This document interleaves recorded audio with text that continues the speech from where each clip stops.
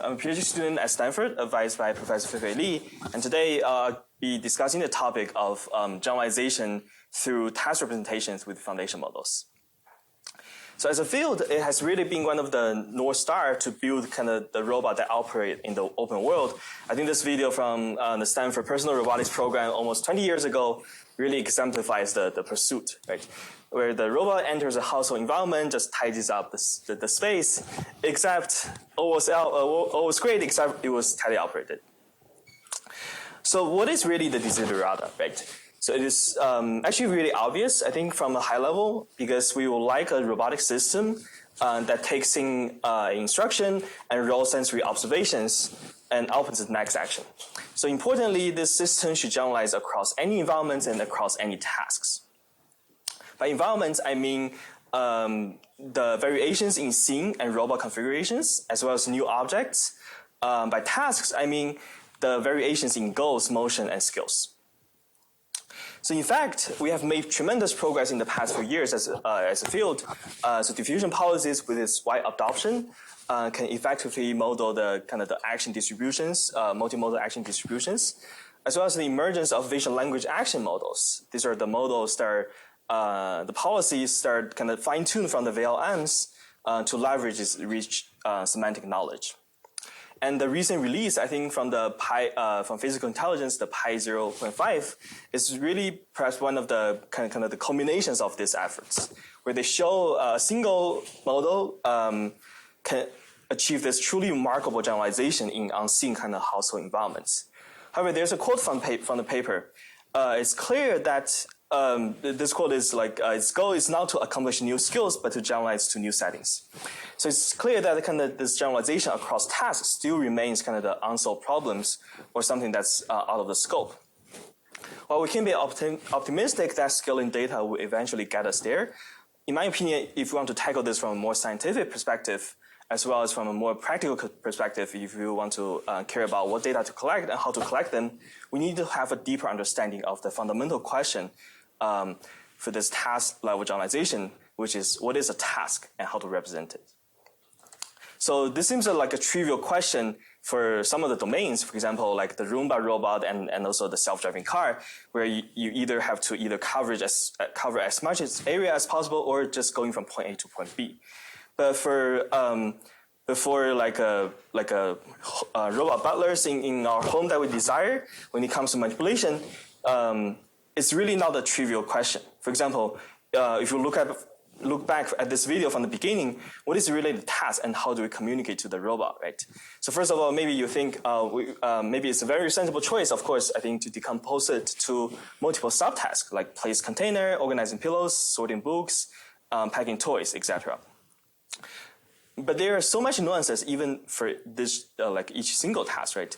So for example, for placing container, where should the container be placed?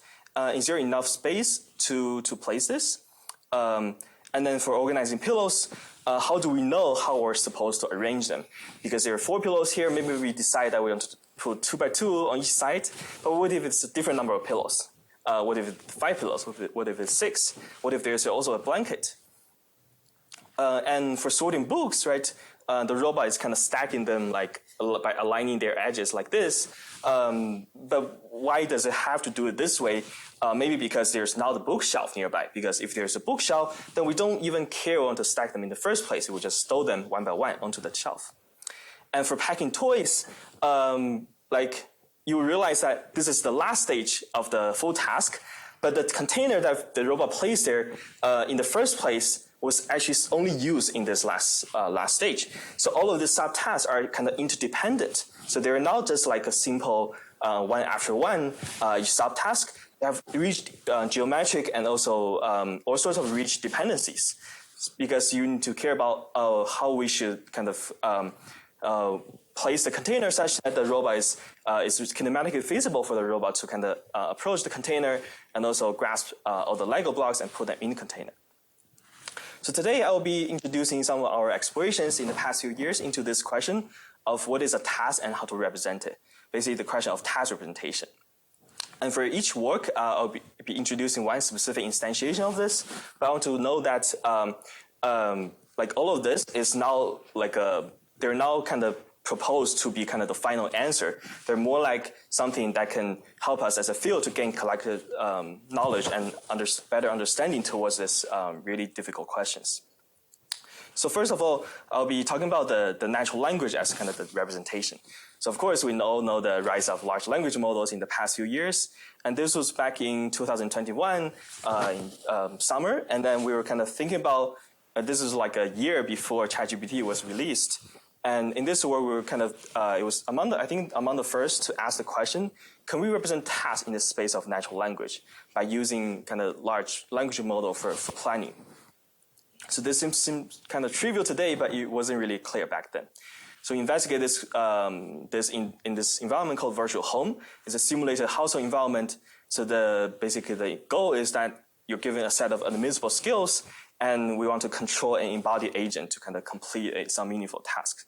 Some people may have been training machine learning models to do this, but what we're interested in is whether a pre-trained LLM can do it completely zero shot. So it turns out there's some promising sign. So if you, here's an example where you give it some prompt of how you kind of how you decompose the task of shape into multiple steps, and you ask it for a new task. It can give you really sensible answers. But it wasn't perfect back then. It was GPT-3. So this is like my favorite one, I think. So here the task is take kids to school, and if you give us the prompt here, it will say, literally just say, step 1, walk to car, open car door, get kids out of the car, put kids in school bus, close the school bus door, sit in car, and drive to work.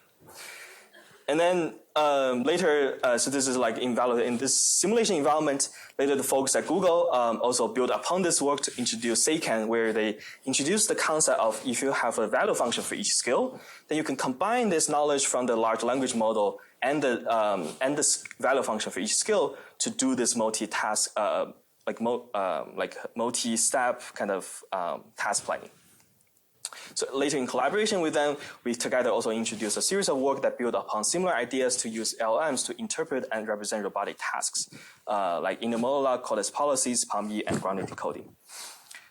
While the idea has been widely adopted in the community, a critical limitation is that robotic tasks are spatial instead of textual. So if you want to learn about how to quickly fold a shirt, I can watch a video and probably learn this in 1 minute or maybe less. If I were given these task instructions, right, I will really struggle to learn this for a much longer time. So how can we convey this kind of spatial task to robots? So here's the idea that we introduced in this work called VoxPoser. So idea is that we want to represent tasks by this concept called 3D value maps. So how it works is that given a natural language instruction, open the top drawer, we want to use foundation models to generate code to kind of iteratively construct this 3D value map. And then we use motion planning to get the actions. So here's a concrete example where the task is open the top drawer. And LLM will generate first like a 3D NumPy array of 100 by 100 by 100 voxel space that represent the robot workspace. And then it will say, let me detect the handles in the scene. And there are like 2 handles here, right? So it will call the vision language model to get all both handles in the scene. And then because we only want the top handle, so we sort them, the LLM will generate code to sort them by their height. And then it will assign the positive value to that location. And then this is like smooth to propagate to the entire robot workspace. And you can also say, also watch out for that vase. And then it will do similar things, but this time it's detecting the vase and assigning a negative value to the location. And finally, also by building upon the previously generated kind of map to have this holistic 3D value map. And then you use motion planning to generate the robot actions for this task. And here's the robot that's grasping the top drawer and then opening it. And also we show this across other tasks too. So all of this is without task-specific data, and there's no demonstration also for that task. And also it's 6 off with both translation and kind of rotation for the gripper. And also it's done at a closed loop frequency at 10 Hertz. So this is like grounding tasks in 3D space. But what about the time dimension? Because there are obviously some tasks that have reach dependencies across different time steps. For example, if for this like pouring tea, you first grasp the handle, and then you want to keep it upright, and then you want to align to the cup, and then start pouring. So if a previous step fails, you shouldn't proceed to the next one. You should probably backtrack to a previous stage. So how do we represent tasks in this way that spans not only the 3D space, but also time? So we want spatial composition and time composition. And what is something that can get us there? So in this work, this follow-up work to the previous one called ReKep, we explore this question. So essentially, the high-level idea is to represent tasks by a sequence of key point relations. So basically, and we call this relational key point constraints. So the high-level idea is that each constraint is a Python function that maps a series of, actually a set of key points into a numerical cost. And then a task is represented by a series of this kind of what we call ReKep functions. And then all of these are used by a constraint optimization solver to obtain the robot actions. Let's walk through a concrete example. Here, the large vision models will give us first the key points in the scene, and then we overlay the key point onto and the scene onto the image, as well as the instruction. We give it to the GPT-4o, and it will similarly generate Python functions this time. But first, it will decompose the task into multiple stages. And then for each stage, it will generate two types of this kind of ReKep constraints. One is the sub-goal constraints that will say, okay, what the robot should achieve at the end of this stage. And then the path constraints are the kind of constraints that it wants the robot to achieve within this stage. So for example, one sub-goal constraint for the first stage is grasping the teapot handle, right? So it will say the robot key point is 0.0, and then the teapot handle is 0.1. So we say we want to normalize, we want to reduce the L2 norm between these two key points. And then a similar idea goes for other sub-goal constraints and path constraints. And then concretely for this task, the first one is, of course, like you want to have the robot approach the handle of the teapot. And then in the second stage, you want to have the robot keep the teapot upright. That's the path constraint. And then the sub-goal, at the end of this stage, you want to have the robot to align the teapot spout to the cup opening. And then after it's aligned, it's only during this, while it's maintained to be aligned, you can start pouring by kind of designing this kind of pouring angle with the three key points. That's the blue at the handle, the red at the spout, and also the green one at the cup opening. And then all of these are used by constraint optimization solver to obtain the robot actions. And critically, if a path constraint gets validated, then it can backtrack to previous stage. For example, if you move the cup away, then it shouldn't keep pouring. It should kind of keep it upright again, realign to the cup, and then start pouring. So this enables the robot to kind of replan its action in closed loop at 10 hertz. And then here you can see kind of me just like being annoying to kind of try to mess up what the robot is trying to achieve. And then we also had a system that autonomously also complete all of these tasks, recycling can, placing shoes, where the robot has to figure out, okay, how it can place two shoes into this tight container, folding blanket that it needs to kind of align, collaborate with a human to fold the blanket together. And also stowing book where it needs to find out, okay, what's the sequence of action? I can place this book into this like really kind of constrained shelf. And then taping boxes, and also we did a long horizon case study of this task of preparing breakfast tray. So all of this does not require task-specific data or demonstrations. And all of the knowledge is coming from the foundation models. And also we did some cloth folding experiments where we literally asked the whole system, can you come up with strategies to fold this clothes without showing it how it can fold this different type of clothing, right? Yeah.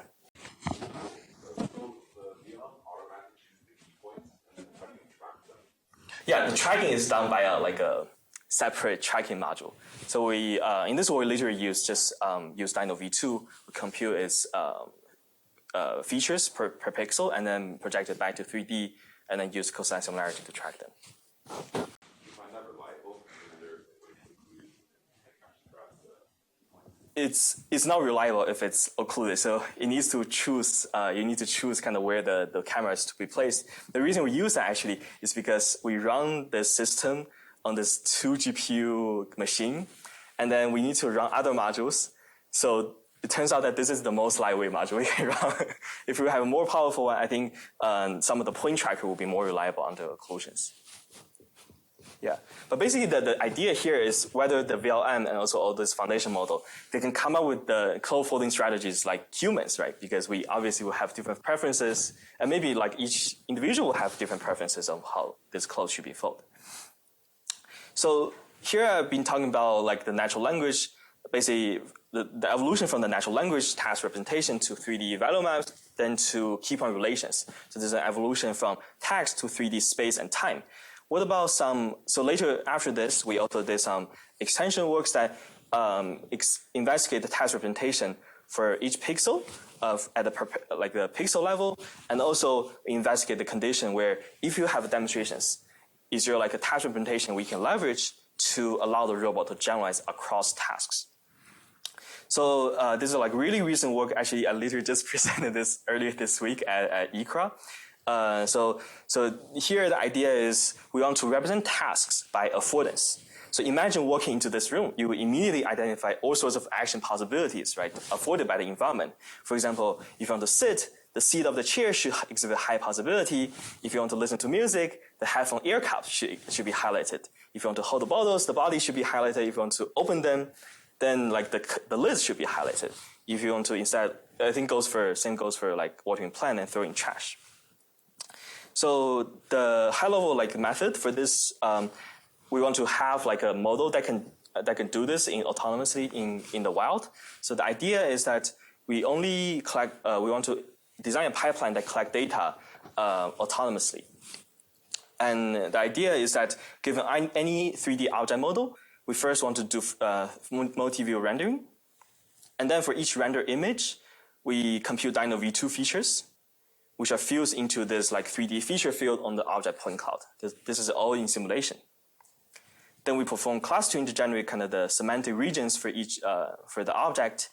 And then we literally ask the VLM to brainstorm the potential tasks, as well as matching with the associated region. For example, it will say, oh, this cup can be used for drink, right? The task drink. And then the region that's relevant immediately for this like really, so we consider this like as a really fine-grained language. But that would be the kind of the blue region, which is the rim of the cup. I think the same goes for like if you want to grasp the cup, it will be this purple region. So the VLM is used to kind of give all of these annotations of which part matters for what tasks. And then we can compute feature similarity against the 3D feature field that we compute in the beginning to generate the continuous annotations. This allows us to train a model, the affordance model, to, like more than 10,000 object query pairs from behavior and object-verse. These are like the 3D object data set.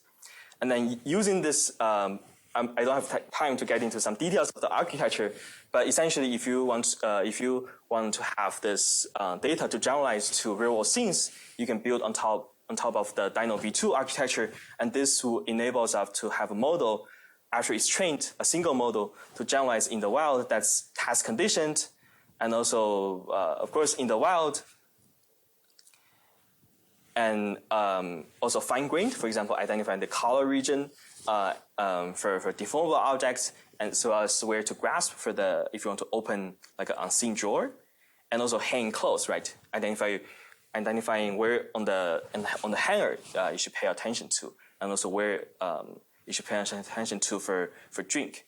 This is all can be run at actually at around 200 hertz on the modern GPU.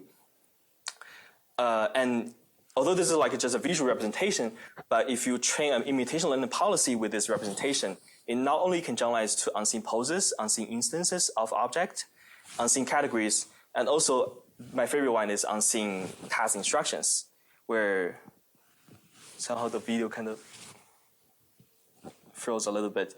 But if you ask a new instruction like watering plant, it can do similar motion, but for a different object. So we also recently released this and released the like a online demo, and feel free to please check it out and then let us know your feedback. So that was representing task by affordance. But instead, if you also have demonstrations that's given in the beginning, so we can also use this as a task representation. So given some tightly operated interaction trajectories of the robot, for example, here you control the robot to kind of grasp a book and then store it onto the shelf.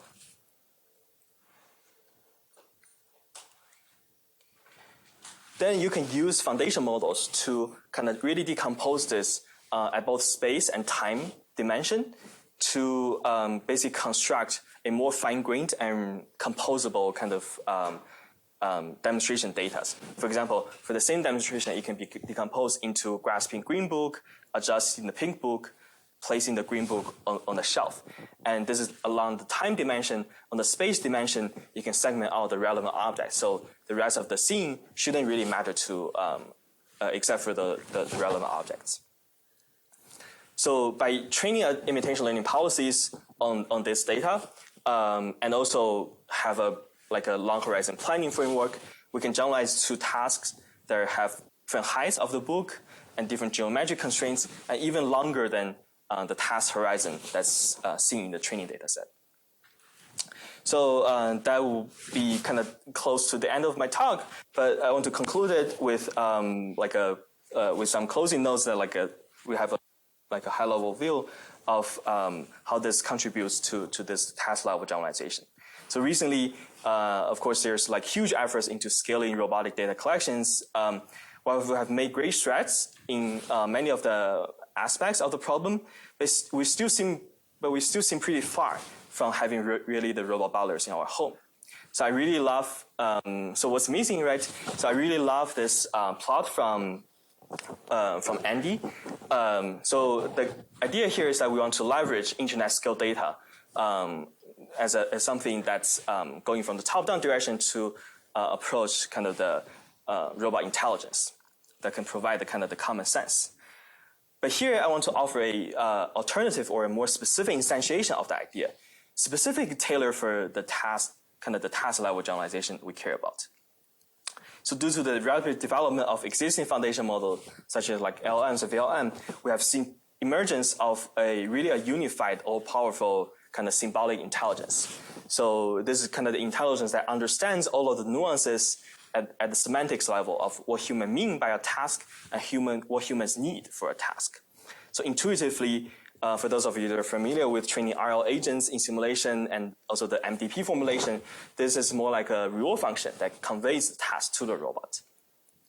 On the other hand, all humans have an intuitive understanding of how the world works, and they can improve their understanding from any type of interactions, regardless whether that's for a meaningful task or whether that interaction is a success or failure.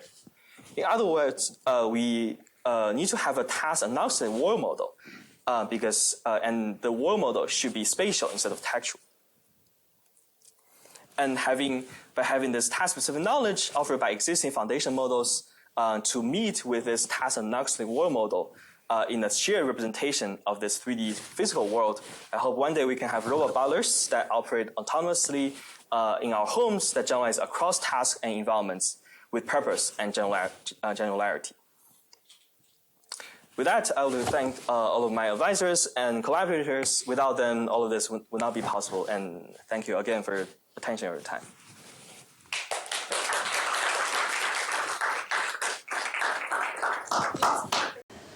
Yeah, I really like all of these works. I have one question that for a few of them, you use some sort of high-level LLM at the top, and then use some motion planning at the bottom. Do you think that's a good interface? Do you think motion planning is kind of useful and sufficient, or do you think that that's a big bottleneck?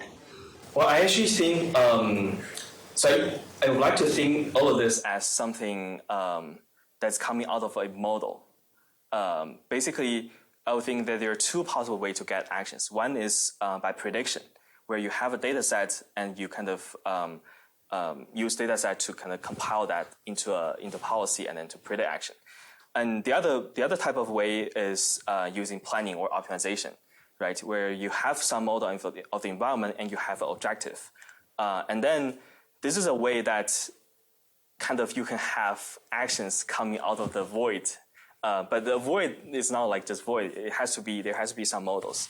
So in many of this work, we use like simplified models. For example, for the key point one, it uses kind of the rigid attachment assumption, where the model is literally that if you grasp a key point, it will follow the robot end effector in a rigid way.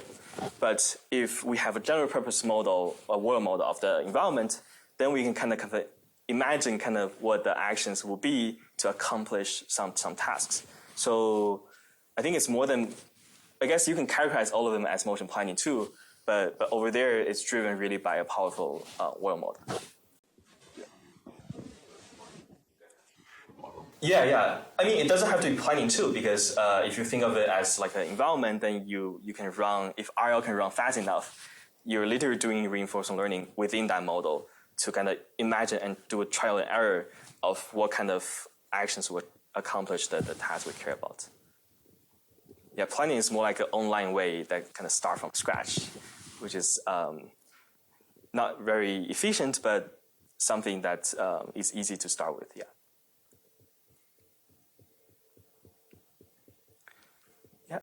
Thank you for your talk. It was really insightful. I have a specific question about the project you talked about where you use like DynaV2 to, I guess, segment out objects, and then you ask a VLM to like understand what those segments of the objects would be useful for. Yeah. Is there like a feedback loop in that process for determining how many segments of these objects you want to use, or do you kind of just leave that up to the model? Yeah, that's a really good question. So what we observed is that we want to over-segment the object a little bit, because, but of course, I think your point is really valid. If there's a feedback loop, then the VLM can tell the other pipeline that, oh, I want more segments or something. I think that's a great idea. We haven't really tried it, but currently we just like over-segment more and then have VLM to choose, okay, which one matters for the task. Did you ever find like examples of tasks that there wasn't a good segmentation of the object for? Yeah. I think there is definitely some we found, and then some of them are coming from the segmentation pipeline, and some of them were coming from the VLM itself. But we did observe that on the VLM side, the error really decreases a lot, even in the course of the project. Like when they patch a new version of GT4.0, somehow it just gets better, and then I think other models also are pretty great too. Yeah. So we use the mean shift clustering algorithm. So over there, the idea is that you only set threshold in the feature space. And this is like empirically found, right?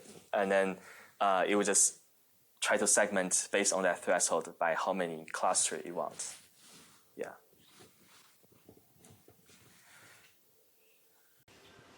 Okay. Yeah, let's